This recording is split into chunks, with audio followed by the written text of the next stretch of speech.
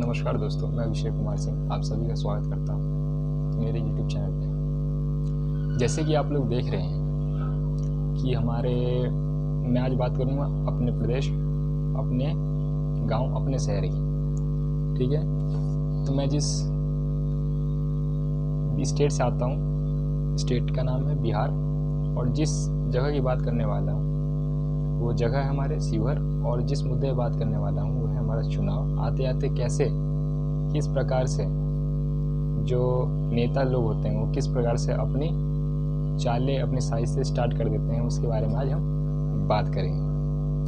हमें याद रखना है, भूलना नहीं है इस चीज़ को।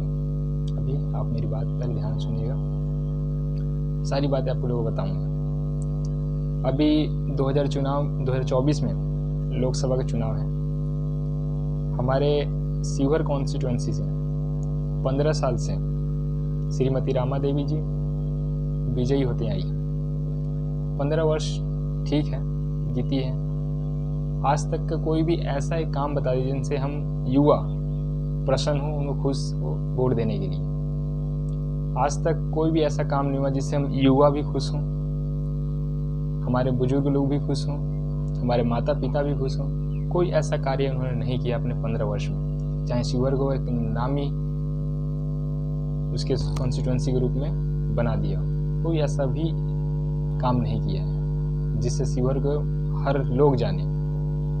कोई बिग डेवलपमेंट नामी कोई चीज़ ही नहीं है, कोई कंपनी नहीं है, मेडिकल फैसिलिटीज़ नहीं है, रोड, सड़कें, नाली, गली सब जैसे तैसे वैसे के वैसे ही है। सबसे बड़ी प्रॉब्लम जो होती है, जो मैंने एकदम फेस किया है और देखा भी है, कि हर घर जो घर के रोड होते हैं, नाली गली जो होती है, उसका एग्जिट पॉइंट आज तक इन नेताओं से नहीं बना है।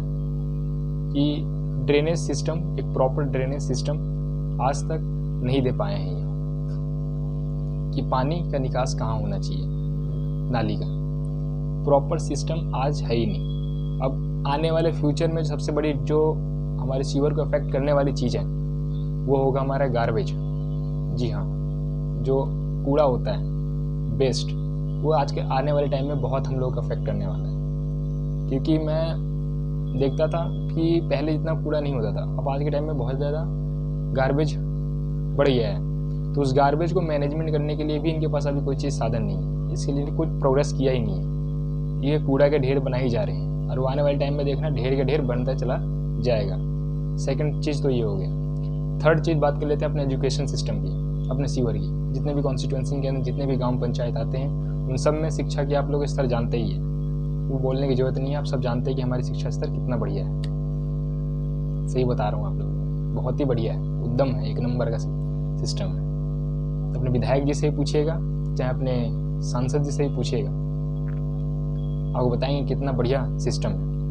अभी मैंने 2-3 दिन से देख रहा हूँ कि फेसबुक पे कुछ ज़्यादा ही पोस्ट डाल रही हैं कि मैं इस पंचायत में, इस प्रखंड में, इस यहाँ के वहाँ गई, यह समस्या सुनी, वो समस्या सुनी। तो मेरा मुद्दा ये है कि 4 साल बीत गया, आपको अब याद आ रहा है कि हमारी परेशानी क्या है, जनता की परेशानी क्या है, अब याद आ रहा है आपको। 4 साल पहले कहाँ थी? 4 साल से हमारे पास कोई समस्या ही नहीं था, जनता थी ही नहीं। 4 साल में भी जनता पैदा हो गया है क्या? कि भाई एक जनता भी है हमारे लिए, उनकी बात भी सुननी है। कि वोट, इलेक्शन नज़दीक आ गया है, पता है कि वोट तो वही देगा, जनता ही देगी ना, कि भाई चलो उनकी भी थोड़ी सुन लिया जाए। और जनता भी इतनी ज़्यादा स्पष्ट है भाई, आप लोगों को भी नमन, कि आप लोग उनसे प्रश्न पूछने के बजाय उनको स्वागत कर रहे हैं। धन्य है प्रभु आप लोग भी। आप लोगों उनसे प्रश्न पूछिए कि सर ये काम क्यों नहीं हुआ है आज तक, मेरे गाँव में ये शिक्षा क्यों स्तर ठीक नहीं है, मेरे यहाँ चिकित्सा क्यों नहीं है मेरे पंचायत में। ये पूछने के बजाय आप लोग उनका स्वागत, प्रभु आइए, सर आइए, विधायक जी, सांसद जी आइए, आप ही लोग के लिए कुर्सी टेबल लगा के रखे हैं। प्रश्न पूछने का तो मुंह में जवान मतलब है ही नहीं, और वही लड़ने के लिए कह दो अपने एक दूसरे से। लड़ाई में तो सबसे आगे रहोगे, मारपीट करने में एकदम धाएं धूम करने में सबसे आगे रहोगे, बट एक प्रश्न पूछना है उसमें कोई इंटरेस्ट ही नहीं है किसी को। ऐसा क्यों है? ना हमारे गांव में एक भी MNC नाम की कोई चीज़ है, मल्टीनेशनल कंपनी है, एक भी कोई कॉल सेंटर है, कोई कॉलेज स्टूडेंट के लिए कोई कॉल सेंटर हो कि हाँ भाई पार्ट टाइम जॉब कर लिया, कुछ घर से कुछ मिल जाए, कुछ साधन है? कुछ भी नहीं है। फिर भी हम युवा बम बम रहते हैं एकदम। क्यों भाई? किस बात की हमें गर्मी है?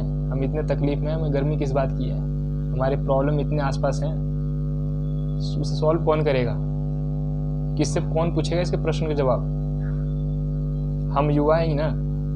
जो हमारे माता पिता को करना था, जो हमारे बुजुर्गों को करना था, 15 साल से हम देख रहे हैं, वो करते जा रहे हैं। कभी कास्ट के नाम पे, कभी जाति के नाम पे, तो कभी धर्म के नाम पे, है ना, समुदाय के नाम पे। ये सब हम तो बचपन से देखते आ रहे हैं। कब हम जागरूक होंगे कि हमारे शिक्षा, रोजगार, महंगाई, इन सब पे कब हम बात करेंगे? कितने गांव में लोग हैं, महिला हैं, जिनको सिलेंडर भरने में इतना तकलीफ हो रहा है। मैं आपको दिल्ली में मजदूर रहते हैं, कितना महीना कमाते हैं? 20 से 15 हज़ार रुपये महीना कमाते हैं। क्या ये गांव में हमारे पॉसिबल नहीं है? यहाँ पे बच्चे आते हैं, कॉल सेंटर में काम करते हैं। ये क्या ये सेंटर, कॉल सेंटर हमारे पंचायत में नहीं बैठ सकता है क्या? हमारे सीवर कॉन्स्टिट्यूंसी में नहीं बैठ सकता है क्या? क्यों नहीं बैठ सकता है? जब नेता लोग घूस मांगना बंद कर देंगे कंपनी से, तो आगे सेटअप करेगा ना। इनका तो पहले ही अपना कट ऑफ चाहिए होता है।